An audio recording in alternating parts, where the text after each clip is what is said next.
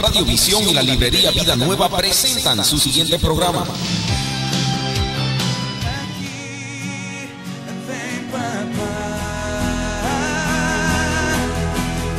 Bajo la bendición de Dios y con el patrocinio de la Asociación Americana de Empleados Privados, presentamos nuestra franja informativa Visión Financiera.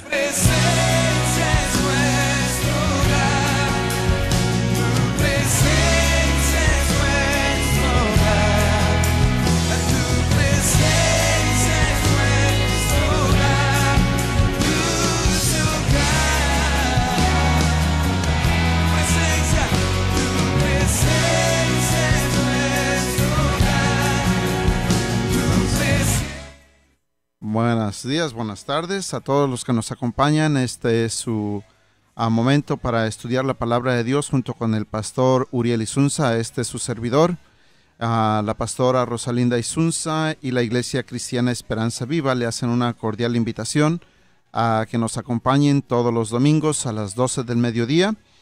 La Iglesia Cristiana Esperanza Viva se encuentra localizada en el 3509 al oeste de la 111 Street, allá en el sur de Chicago, entre las avenidas Kedzie y Pulaski. Todos los domingos a las 12 del mediodía nos reunimos. Los miércoles tenemos nuestro estudio bíblico, los viernes tenemos oración. Mañana sábado tenemos una velada de oración de 7 a 10 de la noche, así como también tenemos una reunión de solteros. Nuestra iglesia cuenta con un grupo de solteros adultos.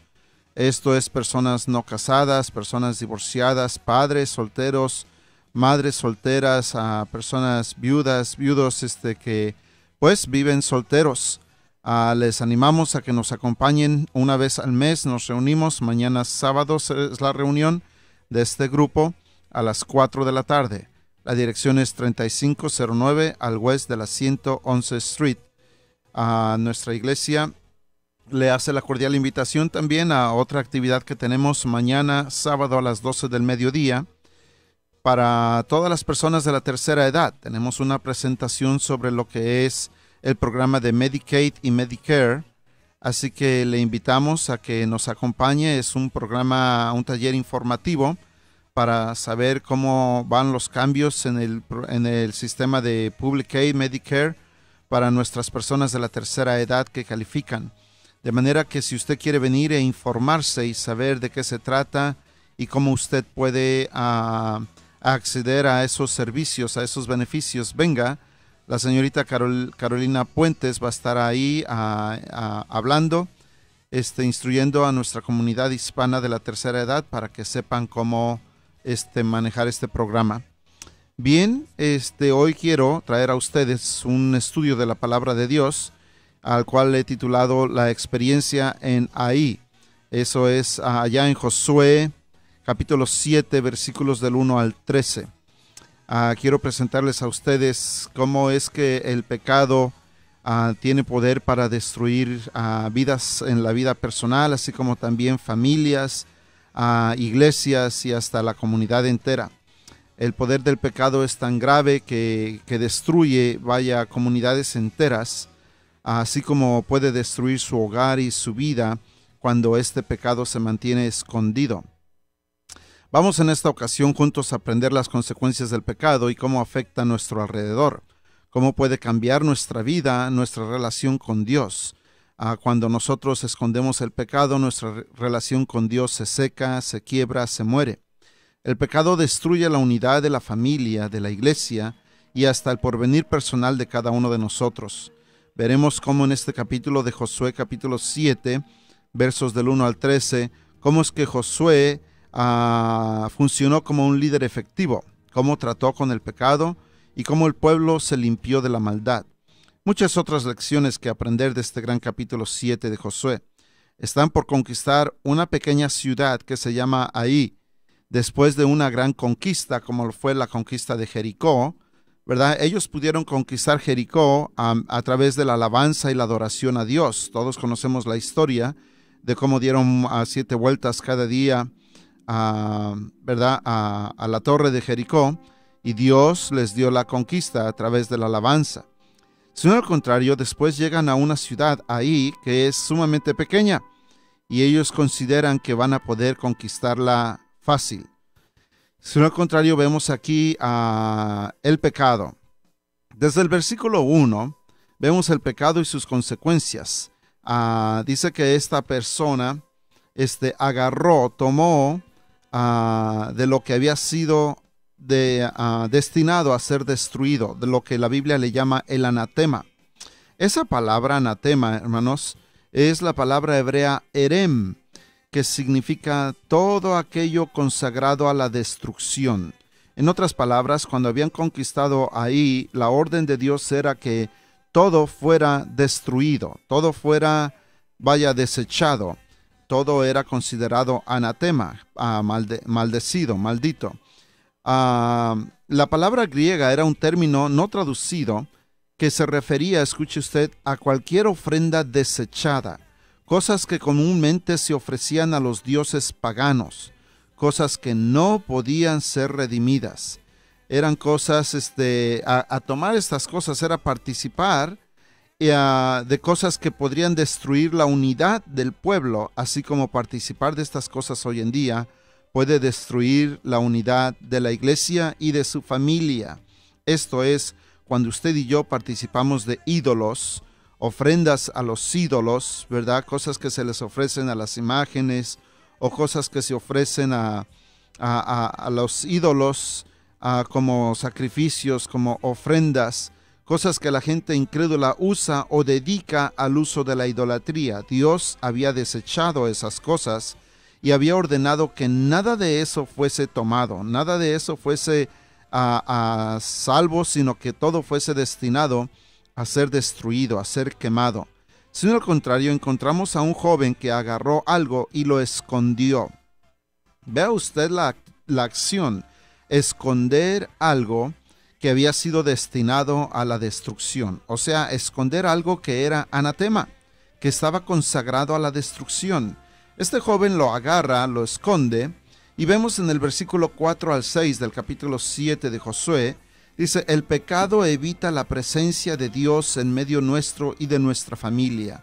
Cuando usted y yo traemos pecado a nuestro hogar, cuando introducimos pecado a nuestra familia a través de programas sucios de televisión, a través de alcohol, de droga o de vicios o de mala palabrería, cuando usted y yo traemos el pecado a nuestra casa y lo escondemos y pensamos que nadie se da cuenta, que nadie sabe, el pastor no sabe, a los hermanos no se dan cuenta, sino al contrario, la realidad es que Dios sí lo sabe. Usted y yo hemos escondido pecados en nuestros hogares y eso está destruyendo nuestras casas, nuestras familias. Cuando eso hacemos, estamos destinando nuestra familia al castigo, al fracaso. Por lo tanto, debemos aprender de esta gran lección. Este joven escondió, dice que era algo que él vio de gran valor. Sino al contrario, ya Dios lo había destinado a ser destruido. En el versículo 7 vemos la reacción de Josué. Esta es muy humana. Josué se tira a lamentarse, ¿verdad? Y dice: Dios, ¿qué pasó aquí? ¿Verdad? Hemos sido destruidos, nos han derrotado, una ciudad tan pequeña nos ha golpeado y resulta que pues no salimos victoriosos, ¿verdad? Y Josué se tira a lamentarse, el pueblo habla de destituirlo, de quitarlo, ¿verdad? Se quejan contra él, se quejan contra Dios, ¿verdad? Se preocupaba más de lo que dirían los pueblos paganos que lo que Dios pudiera pensar de nosotros. He ahí otra gran lección encontramos en los versículos 8 y 9. A nosotros, desgraciadamente, debido a nuestra humanidad, ponemos mucha atención en el qué dirán las personas.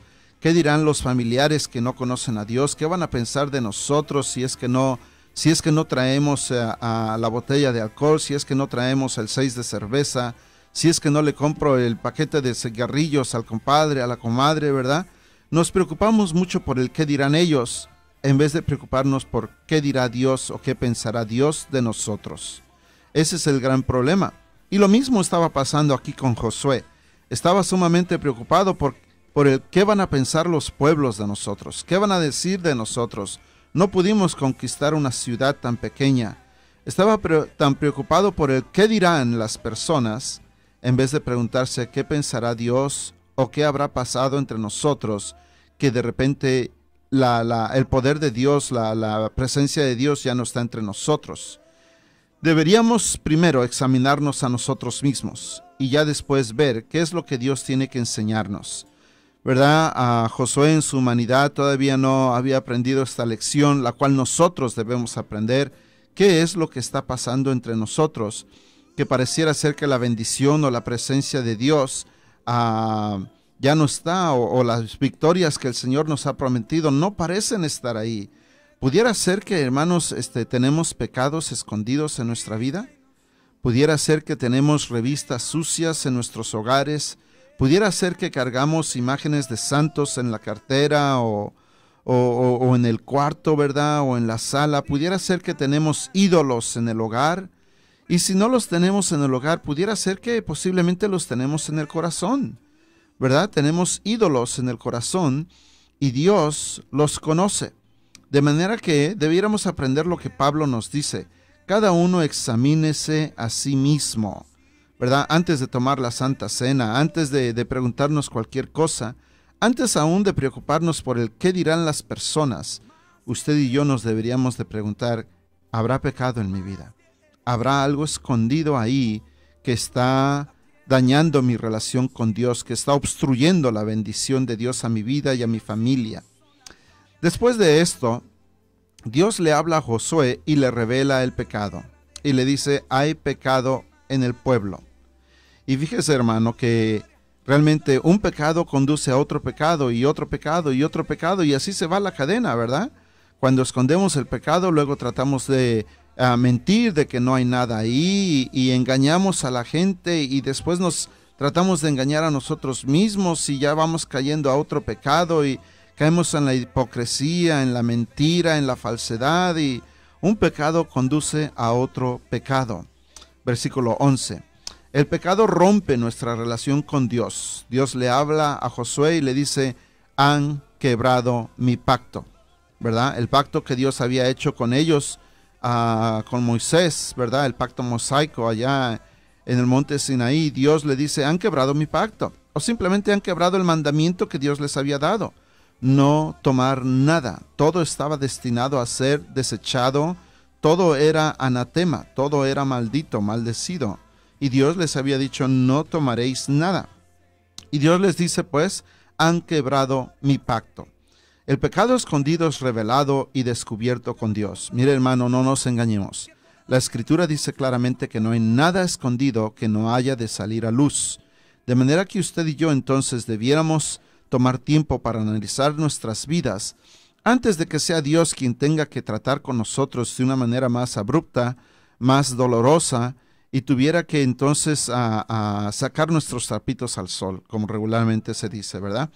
Debiéramos nosotros analizarnos y tomar tiempo para escudriñar nuestras vidas, nuestro corazón, y pedirle a Dios que nos ayude a analizar nuestras vidas, a ser sinceros, tal y como el salmista decía, ¿verdad? Escudriñame, oh Dios, y conóceme si es que hay pecado en mí. Debiéramos hacer esa nuestra oración. El pecado nos debilita ante el enemigo.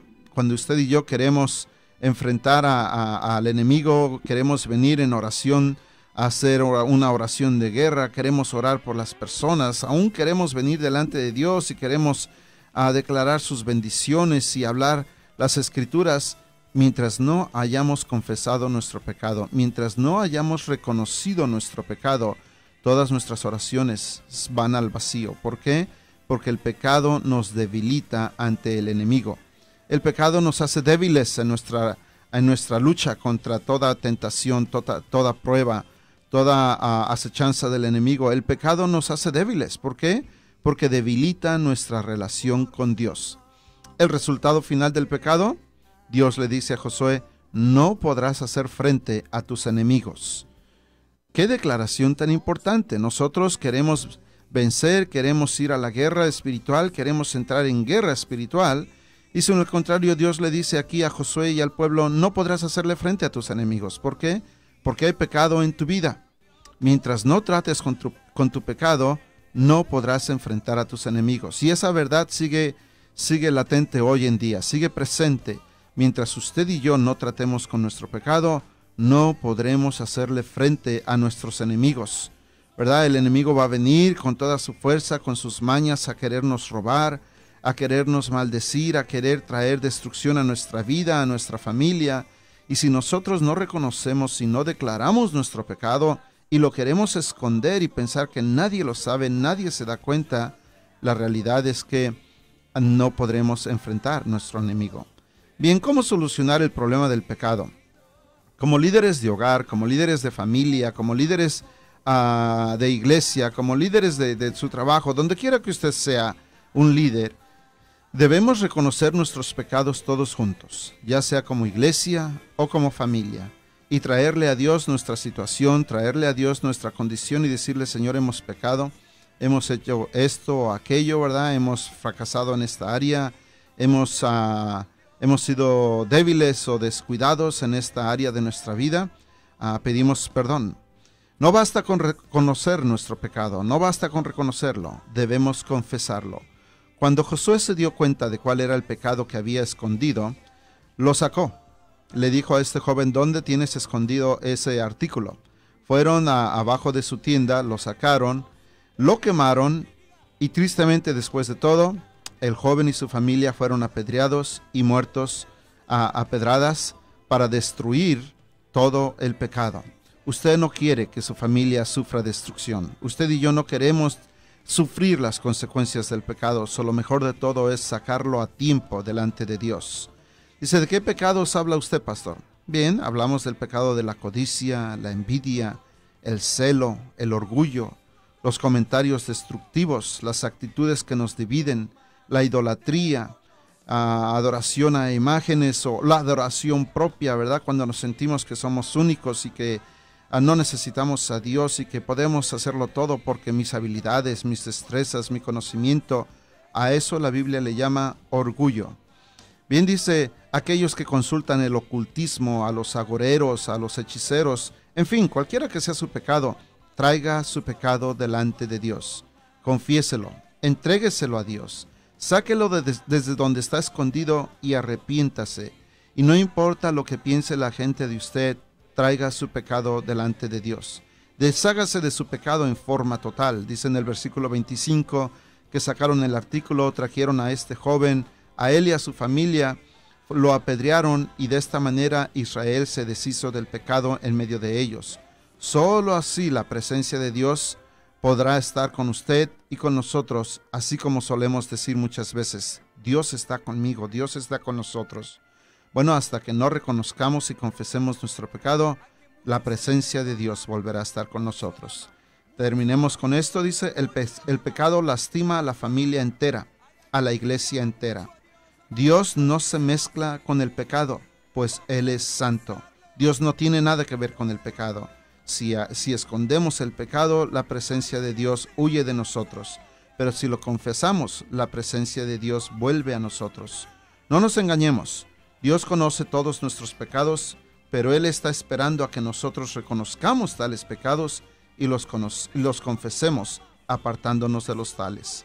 Si queremos que su presencia vaya con nosotros, debemos dejar de practicar el pecado. Bueno, hermanos, muchas gracias por su atención.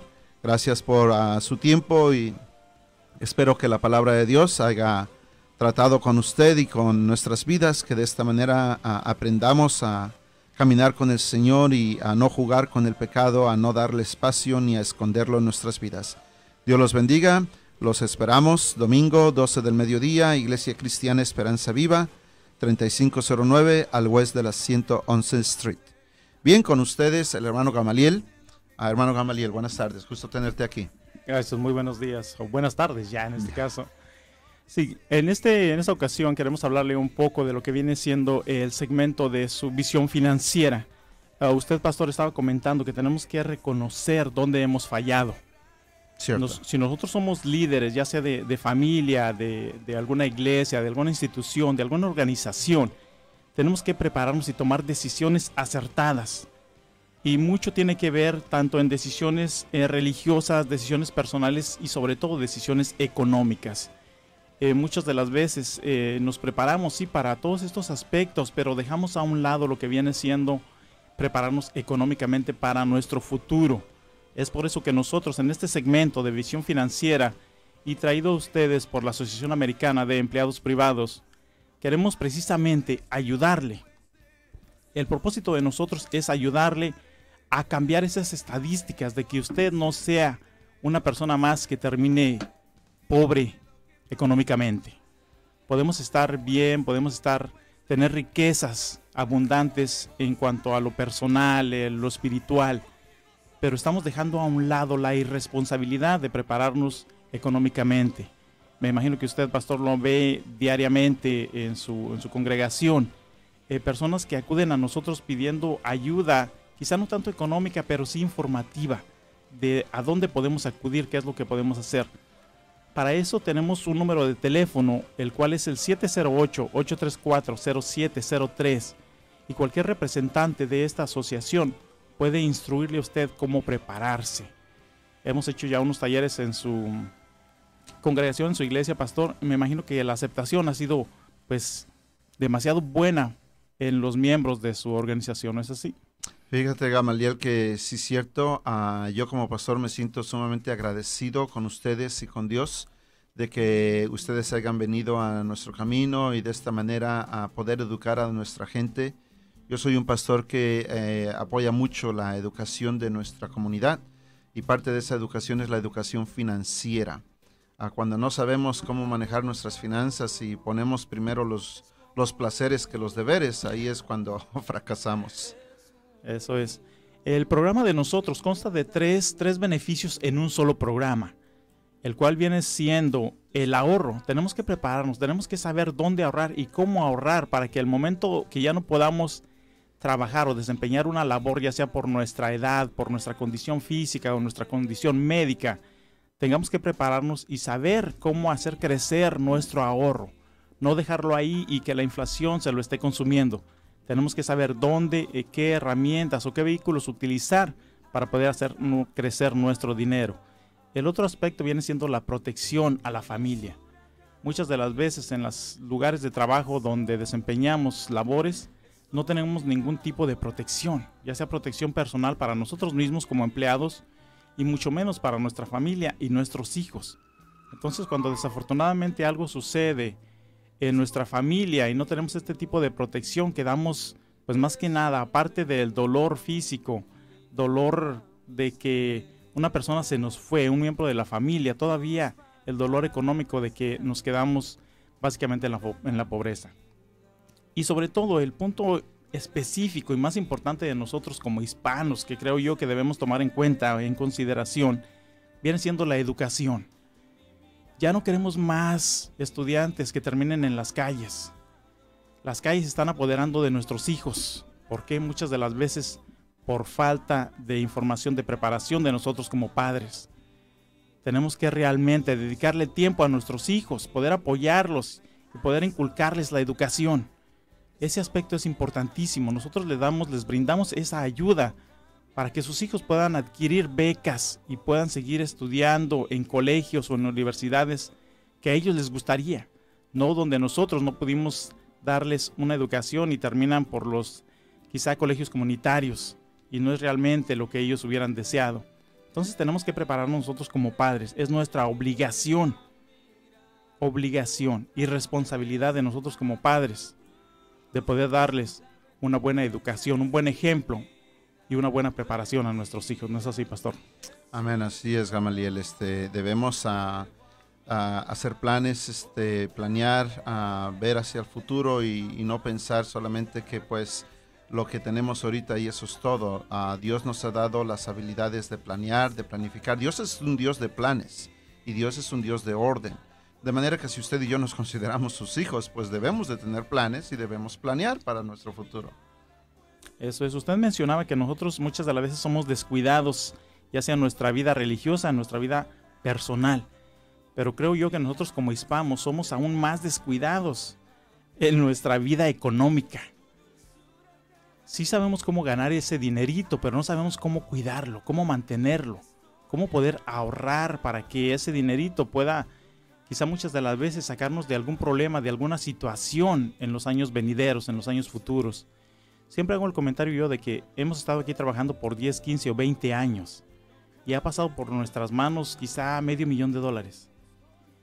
Y la pregunta es, ¿dónde está ese dinerito? Si usted no ha guardado nada, entonces algo estamos haciendo mal. Y digo yo en grande, mucho estamos haciendo mal porque no nos estamos preparando. Estamos viviendo el día a día y no estamos apartando nada. No nos estamos pagando a nosotros absolutamente nada como trabajadores. Trabajamos día con día, pero no nos estamos dando el valor que nosotros merecemos como trabajadores y estar pagándonos a nosotros mismos primero y después poder pagar todos los biles, todas las cuentas que tenemos pendientes. Tenemos que pensar en nosotros mismos porque somos el miembro más importante de nuestra familia que estamos trayendo ese ingreso a casa. Entonces tenemos que primero cuidarnos nosotros mismos para posteriormente poder cuidar de nuestros bienes y de nuestras familias. Amén. Fíjate Gamaliel, que la Biblia habla ya en el libro de Génesis acerca de José, el soñador. Cuando llegó a Egipto, dice que Dios le reveló y le dio sabiduría para que supiera guardar dinero para los años de las vacas flacas. Correcto. Cuando vinieron las vacas gordas, esto es decir, la abundancia, la plenitud, la sabiduría de José fue saber ahorrar y guardar para los años difíciles.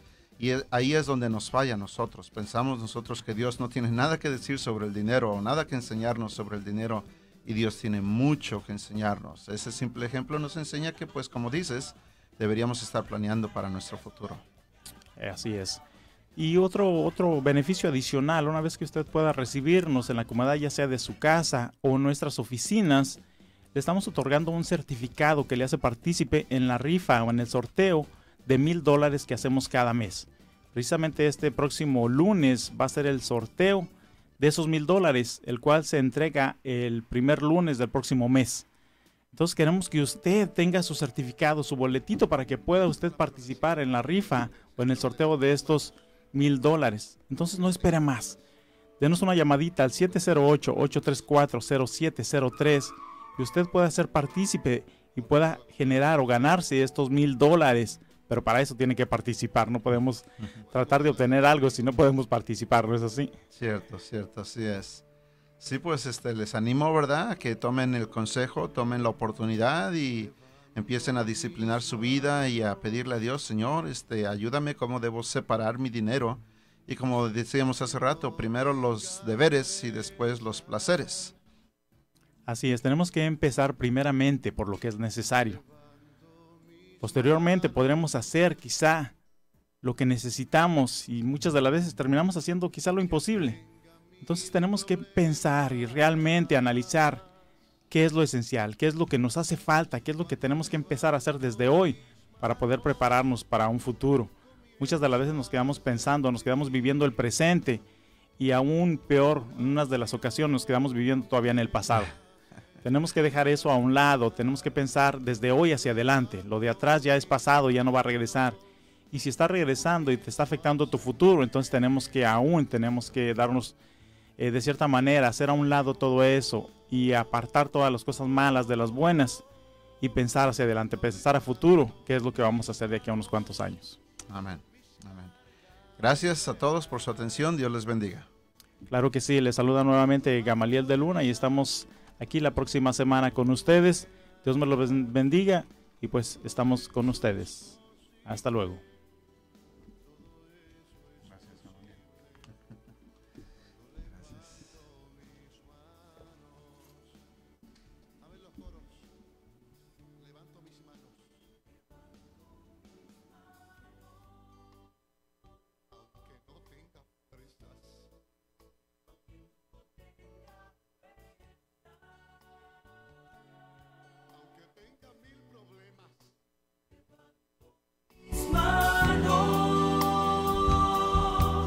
Levanta las almas al cielo conmigo.